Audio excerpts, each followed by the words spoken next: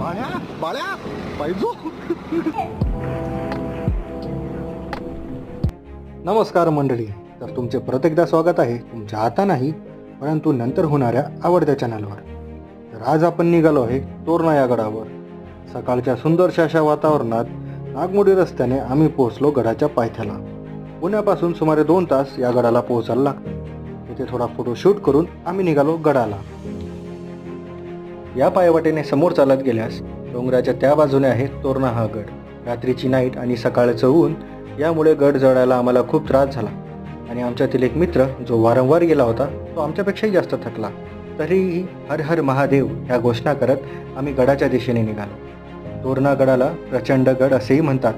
छत्रपती शिवाजी महाराजांनी स्वराज्यासाठी जिंकलेला तोरणा किल्ला हा पहिला किल्ला आहे आणि वयाच्या 16व्या वर्षी महाराजांनी हा किल्ला जिंकला.